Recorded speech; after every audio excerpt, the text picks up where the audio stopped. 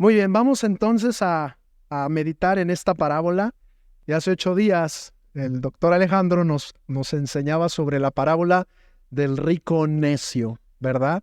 Del rico necio. ¿De qué necio, verdad? Es hacer riquezas en la tierra y no hacer tesoros en los cielos, donde ni la polilla ni el hollín corrompen, ¿verdad? Donde incluso la Escritura dice, donde esté tu tesoro, ahí estará también tu corazón. Y espero que en cada uno de nosotros nuestro tesoro esté en lo celestial, en lo eterno, porque si algo dice la Escritura es que somos peregrinos y solamente estamos de paso en esta tierra y nuestra morada, valga la redundancia eterna, pues está en los cielos. Hoy vamos a meditar en esta parábola, ¿verdad? La parábola del buen samaritano, ¿ok? Y bueno, vamos a volverla a leer juntos porque hay cosas interesantes, pero al leerla quiero que te fijes o que puedas notar qué preguntas se hacen en esta parábola. Y hoy vamos a intentar dar respuesta a esas preguntas que nos muestra la Escritura. Vamos nuevamente entonces a Lucas, capítulo 10, versículos 25 al 37. Ya la tenemos también por acá, por quien no trae Biblia, pero de preferencia, si traes Biblia, léela, ¿vale? Lucas 10, 25.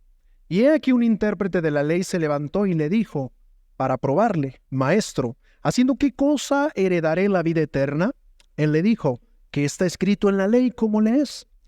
Aquel respondiendo dijo, amarás al Señor tu Dios con todo tu corazón y con toda tu alma y con todas tus fuerzas y con toda tu mente y a tu prójimo como a ti mismo. Y le dijo, bien has respondido, haz esto y vivirás. Pero él, queriendo justificarse a sí mismo, dijo a Jesús, ¿y quién es mi prójimo? Respondiendo Jesús dijo, un hombre descendía de Jerusalén a Jericó y cayó en mano de ladrones, los cuales le despojaron e hiriéndole se fueron, dejándole medio muerto.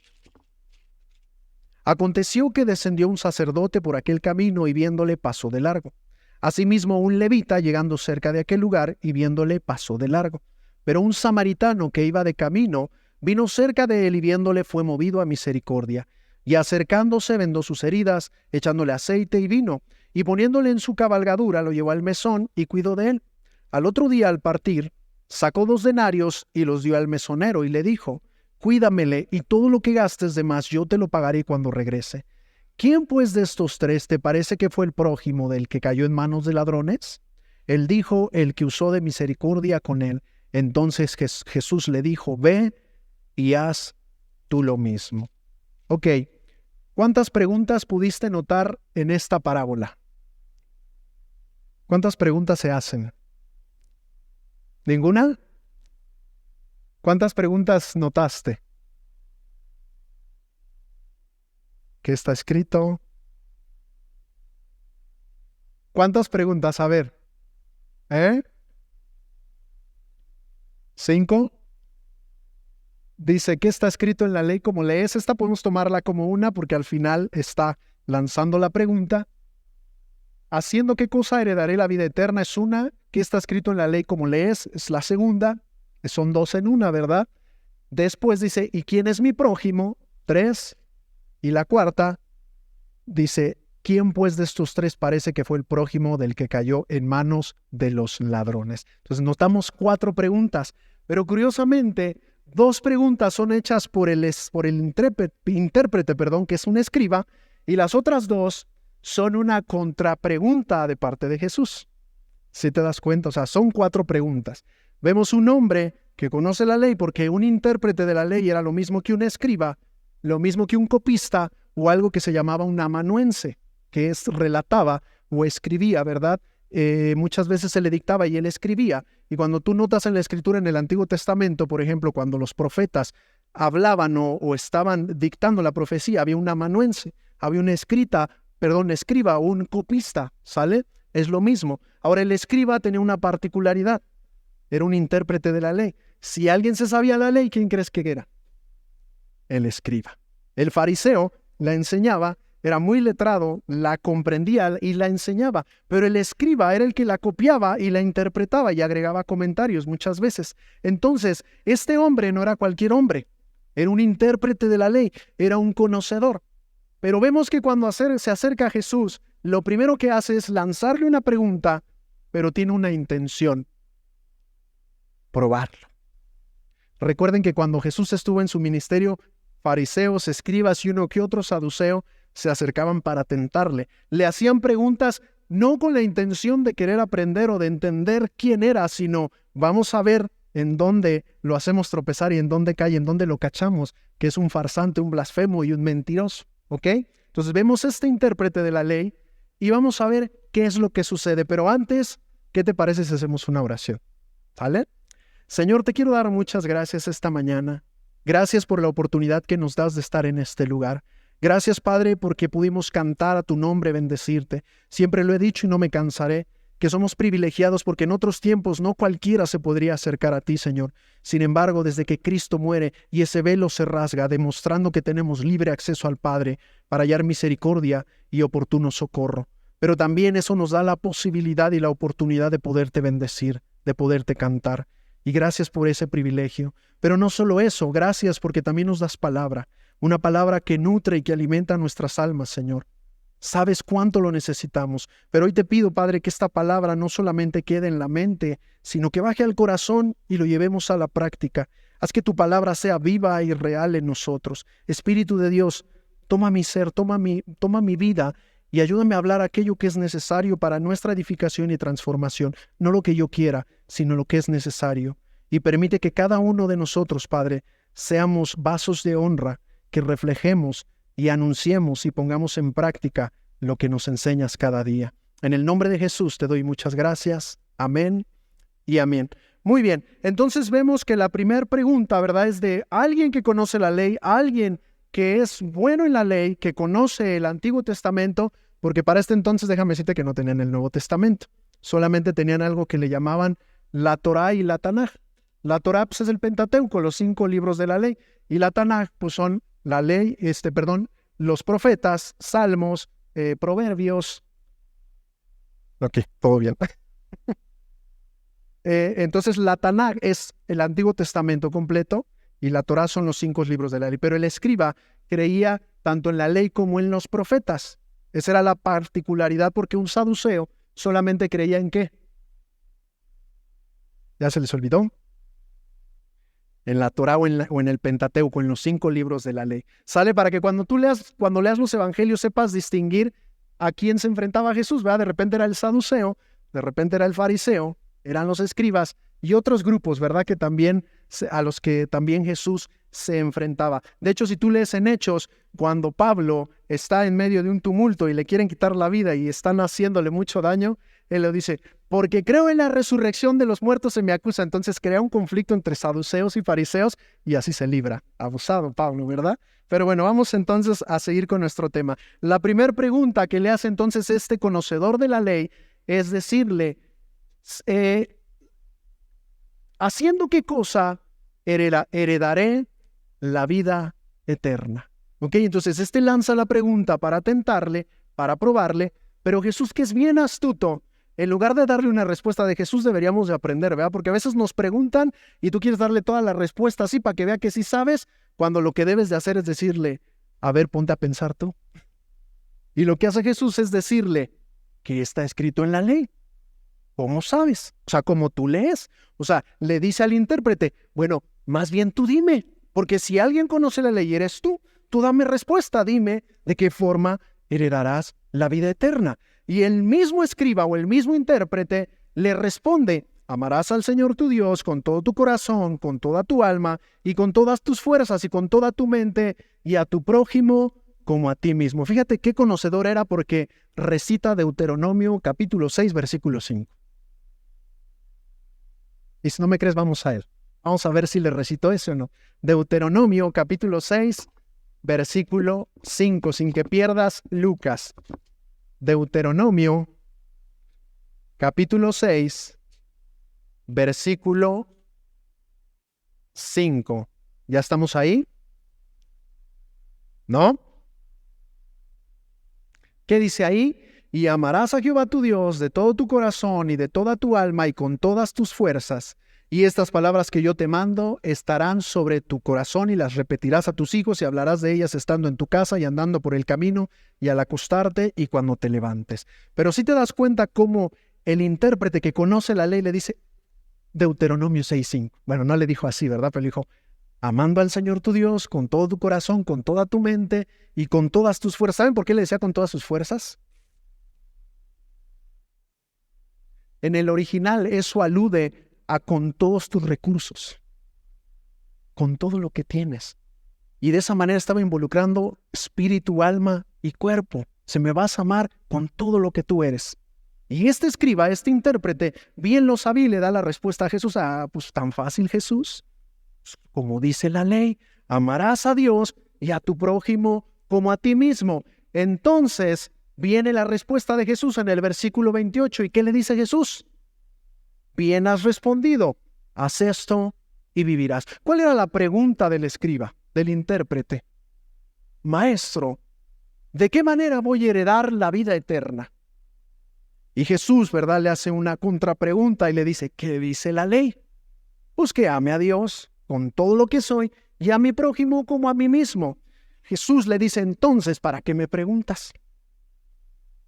Si ya te la sabes, ama a Dios y ama a tu prójimo y de esa manera vas a heredar la vida eterna. Cosa difícil porque no solo es escriba, sino cada uno de nosotros. Yo les pregunto, ¿quién de ustedes ama a Dios por sobre todas las cosas, con todo su corazón, con toda su mente, con toda su alma, con todas sus fuerzas y a su prójimo como a sí mismo? Para que yo le ponga la estrella y yo le diga, has cumplido la ley, ya estás salvado por mérito propio.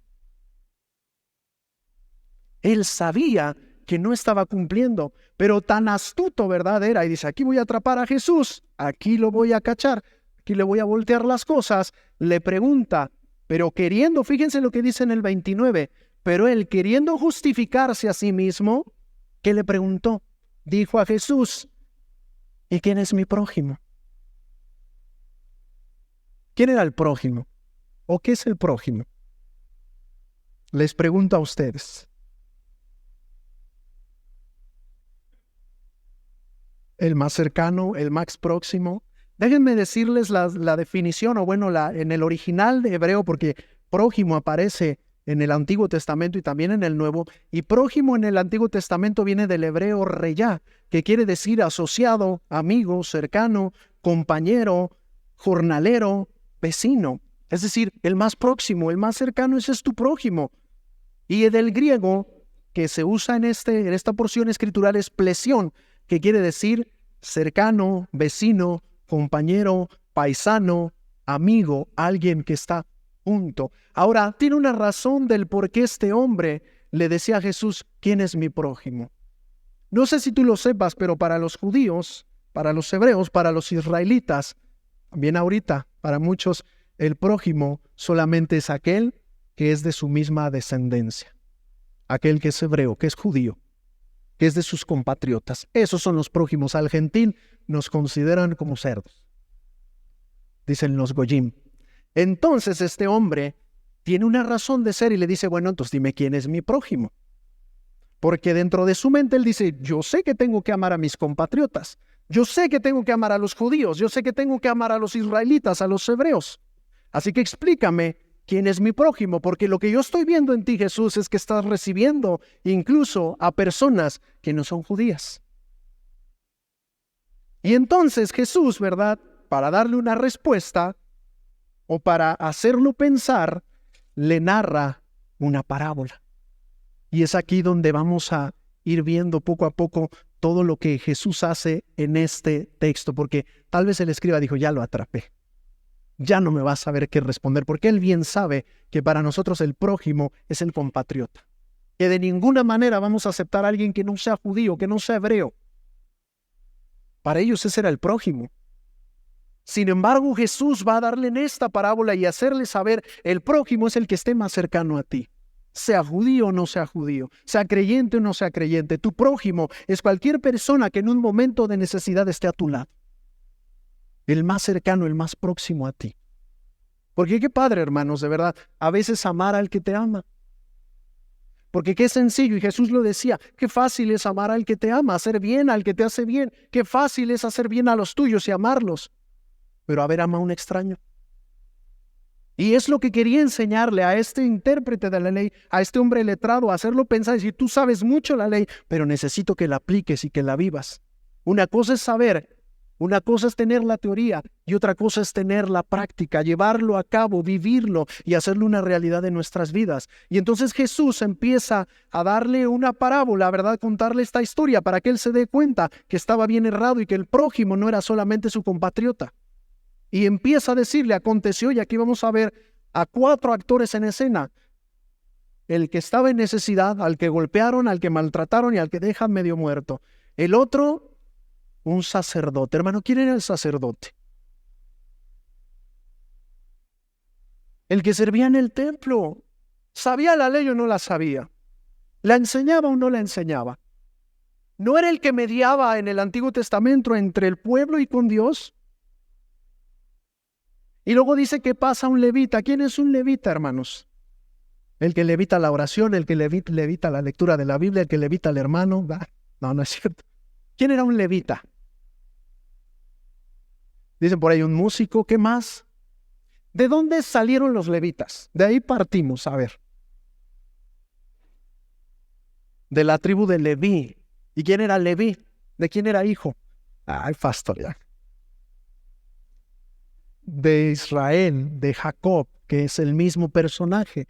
Los levitas eran la tribu sacerdotal. El sacerdote era descendiente de Aarón. Acuérdense que a Aarón se le da el sacerdocio y le dice, tus hijos van a continuar con el sacerdocio. Pero los levitas eran la tribu sacerdotal. Y yo le comentaba alguna vez a los hermanos de alabanza, dentro de esa tribu había 3 equipos, por decirlo así, los meraritas, los coatitas y los gersonitas. Y cada uno de ellos tenía una labor en el templo. El que se dedicaba al sacerdocio eran descendientes de Aarón, pero los demás descendientes de Leví se ocupaban de las diferentes tareas, que cargar los enseres, que quitar las cortinas, que llevar las tablas, que todo. En ese sentido, a veces hoy en las iglesias se dice, ¿eres un levita? Y los otros, sí, soy un levita. Bueno, en el sentido de servidor, está bien. Pero en el sentido que seas levita, que vengas de esa descendencia, no, estás equivocado. Eres un levita en el sentido de que sirves en la iglesia, pero no eres levita por descendencia, ¿sale? Porque a veces eso confundimos en las iglesias, hay que tenerlo claro. Pero el punto es que estos 2 hombres conocían de la ley, servían en el templo y se supone que eran un ejemplo a los demás, ¿cierto o no? O si estoy equivocado, digan. Pero en escena, ¿verdad? Dice la historia, que pasa de largo, ve el sacerdote y por aquel camino y viéndole, pasa de largo. Ahora cobra sentido, ¿no? Porque para el sacerdote, si ese prójimo no era de sus compatriotas, ¿por qué le voy a ayudar? Que se rasque con sus propias uñas. Pues que él salga de eso. Aunque conocía la ley y la enseñaba, pasa, lo ve y dice, ay, no es de los míos. A mí no me interesa. Seguramente por su pecado lo golpearon, hay que se quede. Después de eso pasa el levita, que también era un servidor del templo, y dice la escritura en el versículo 32, llegando cerca de aquel lugar y viéndole, pasó de largo. Dicen por ahí, ojos que no ven, corazón que no siente, pero lo raro es que ojos sí vieron y corazón no sintió. Se pasó de largo y no hizo nada por él. Pero fíjate, ambos eran ministros de Dios. Ambos servían a Dios. Uno en el sacerdocio y el otro en las cosas del templo. Pero ninguno de los dos hace nada por esa persona que estaba malherida, que estaba herida, que había sido despreciada y que la dejaron medio muerta.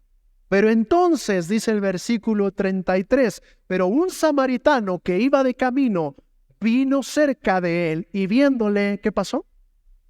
Fue movido a misericordia. ¿Sabes qué significa misericordia?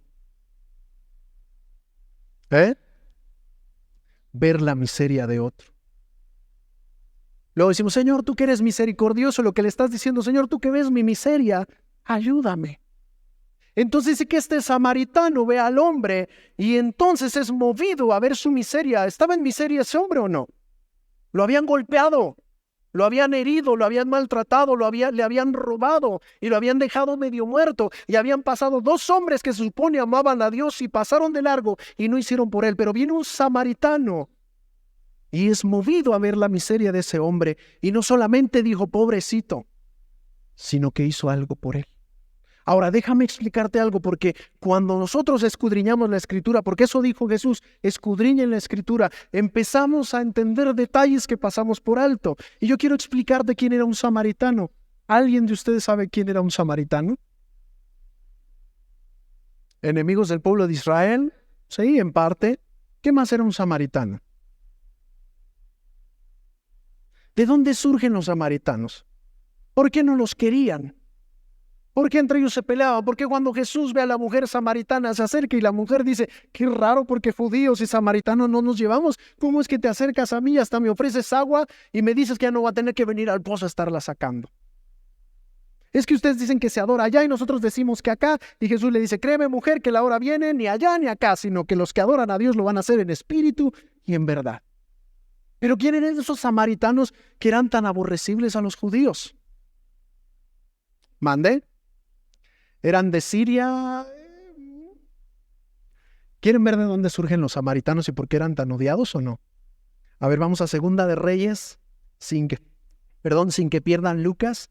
Segundo de Reyes capítulo 17, versículo 24.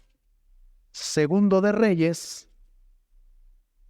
capítulo 17, versículo 24. ¿Ya estamos ahí? 24. Y trajo el rey de Asiria gente de Babilonia, de Cuta, de Aba, de Hamad, de Sefarbaim, y los puso en las ciudades de Samaria, en lugar de los hijos de Israel, y poseyeron a Samaria, y habitaron en sus ciudades. Y aconteció que al principio, cuando comenzaron a habitar allí, que no temiendo ellos a Jehová, envió Jehová contra ellos leones que los mataban. Después lees la historia. Pero fíjate, ¿quiénes eran los samaritanos? Eran la gente que el rey de Asiria trajo de otros lugares, las metió ahí, y después, ¿qué crees que pasa? Los israelitas que llegaron a quedar ahí se meten con los samaritanos, con estas personas, y entonces surge los samaritanos, una raza mezclada inferior, impura para los judíos, porque ni judíos ni de Babilonia, porque ni judíos ni de Sefarbaim, sino que eran una mezcla. Eran los mestizos, los criollos. ¿Por qué voy a quererlos si no son de sangre pura? Contaminaron el linaje. Ahora entiendes quién eran los samaritanos y por qué los odiaban tanto los judíos. Porque decían, no, esos no son mi prójimo. Ese no es de mi nación. Esa es una mezcla de aquellos locos que se les ocurrió meterse con ellos y que violaron la ley y el pacto de Dios.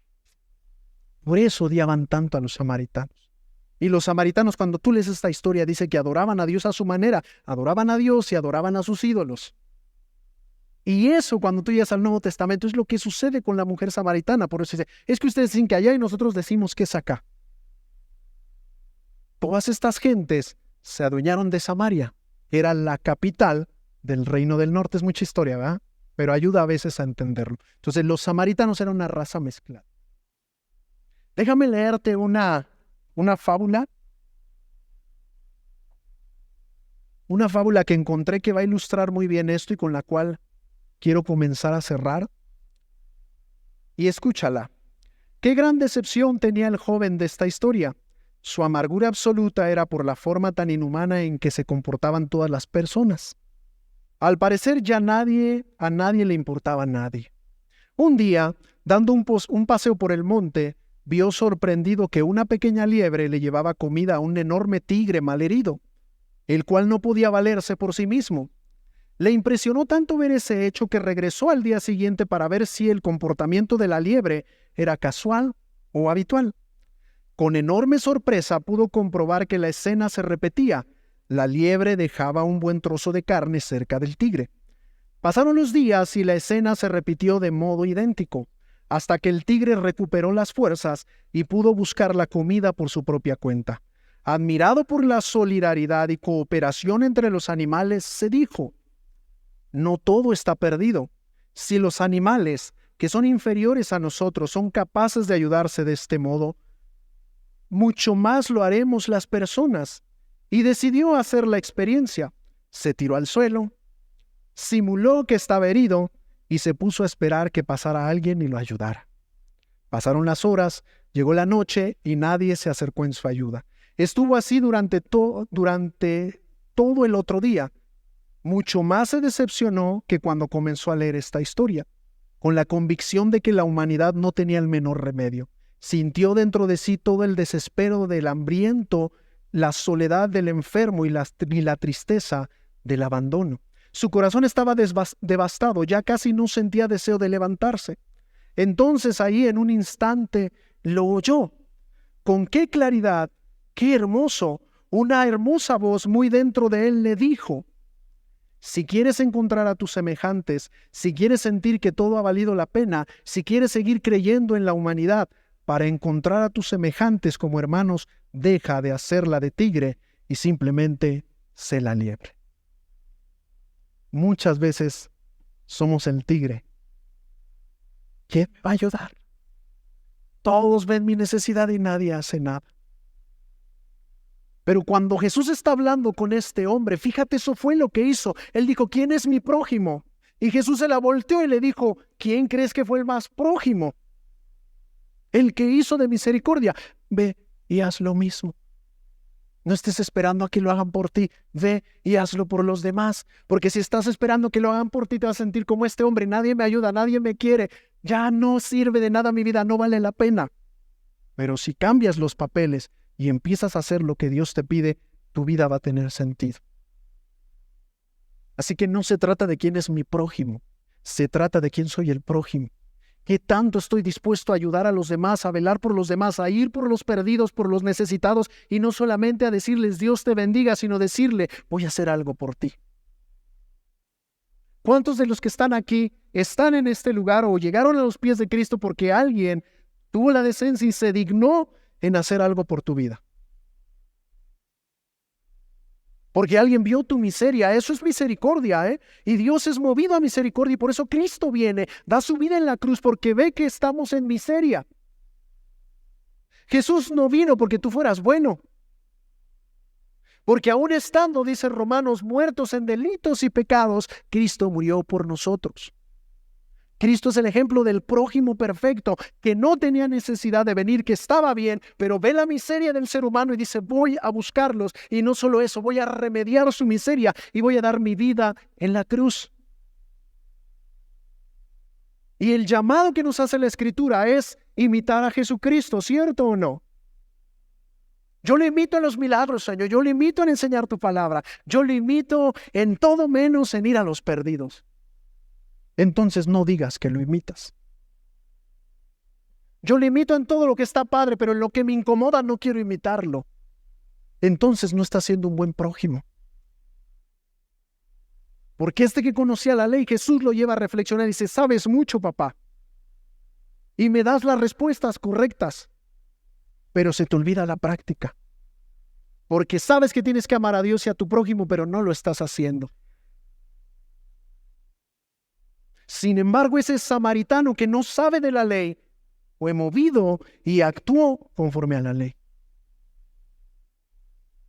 ¿Quieres heredar la vida eterna? Parece que le estuviera diciendo: ¿quieres heredar la vida eterna en tus méritos? Ama a perfección a Dios y a tu prójimo a perfección. Cosa que no estaba haciendo. Y con eso le decía: tú no te puedes salvar. Tú no puedes obtener vida eterna. Me necesitas, y en ese proceso necesitas amarme con todo tu ser y necesitas aprender a amar a los que están a tu lado. Ay, pastor, pero es que unos son bien hígados. Algo Dios quiere enseñarte y algo Dios quiere enseñarle a él. Entonces lo que debes de hacer es ver por su necesidad. Y yo quiero que con esto hoy nos quedemos, que reflexionemos, que busquemos al que está pasando dificultad y que no cerremos los ojos cuando Dios ponga delante de nosotros a los heridos, a los despojados y a los maltratados, sea dentro de la iglesia o fuera de la iglesia. No trates de velar solo por los tuyos, vela por los demás.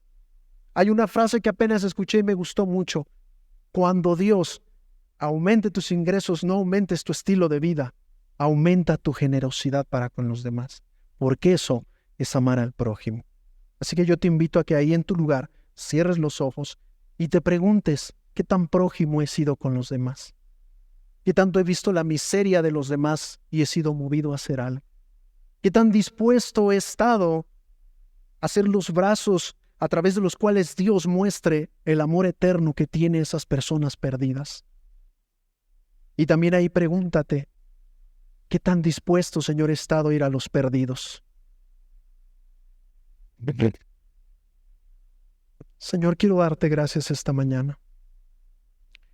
Sin duda, a través de las parábolas nos das muchas lecciones que son base y que por momentos olvidamos y nos perdemos en contiendas teológicas para ver quién sabe más, para ver quién está más preparado en doctrinas de escatología, de soteriología, apologética, y nos volvemos gigantes intelectuales, pero olvidamos lo más sencillo, la misericordia, la fe, el amor.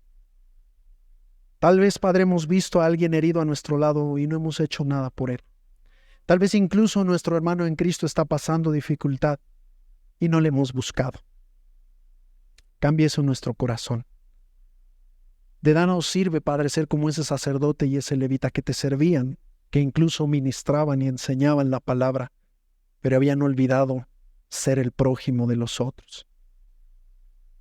Ayúdanos, Padre, a no tomar un papel de víctima donde todos tienen que venir y buscarme, sino a dar un paso y decir yo voy a buscar, para vendar las heridas, para curar al que está sufriendo. Llévanos a más, Señor. El mundo necesita personas dispuestas a amar, a ser movidos a ver la miseria de los otros. Perdónanos por todas esas veces que hemos visto a un necesitado y nos hemos hecho de la vista gorda, como si no viéramos nada, aún sabiendo dentro de nuestro corazón que tú nos impulsabas a hacer algo por esa vida. Pero preferimos nuestra comodidad antes que ir a esas personas. Por muchas cosas, tal vez porque no queremos convivir con aquellos que consideramos inferiores, porque no queremos ir con el enfermo. Y damos buenas respuestas y excusas porque no queremos contagiarnos, porque no queremos caer en una enfermedad. Damos muy buenas excusas, pero a veces olvidamos cumplir tu palabra, esa ley. Sabemos que ninguno de nosotros estamos capacitados a cumplirla, que fallamos en amarte y fallamos en amar al prójimo. Pero sabes, Señor, gracias, porque en la cruz Cristo murió por nosotros, remediando ese problema que jamás íbamos a poder solucionar. Jamás íbamos a poder cumplir la ley resumida en 2 mandamientos. Ama a tu Dios por sobre todas las cosas. Y el segundo es semejante. Ama a tu prójimo como a ti mismo, porque en esto se cumple la ley y los profetas. Somos hallados faltos, pero usamos de tu amor y de tu misericordia para pedirte que cambies nuestro corazón. No nos dejes seguir llenándonos de conocimiento si no estamos dispuestos a actuar. No nos dejes ser unas ovejas que están engordando tanto, pero dando tan poco. Llévanos a los perdidos. El mundo te necesita. La gente allá afuera está muriendo sin esperanza, sin escuchar el Evangelio, porque nosotros, la iglesia, estamos perdidos en otros temas. Cambia nuestro corazón. Aviva nuestro corazón. Aviva el fuego que pusiste cuando te conocimos. Y que volvamos, Padre, a esos principios, a servirte, amar a los demás y estar dispuestos a llevar tu palabra y al llevarla estar dispuestos a hacer algo por el que está sufriendo. Gracias te damos en el nombre de Cristo Jesús por esta mañana. Gracias por permitirme hablar esta palabra y no solamente quiero pedirte que haga eco en el corazón de mis hermanos y los lleve al cambio, que también haga eco en el mío. También yo te necesito. También, Padre, yo necesito que cambies mi manera de ver las cosas, de pensar y ser ese prójimo para con los demás. En el nombre de Jesús te doy muchas gracias. Amén y amén, Señor.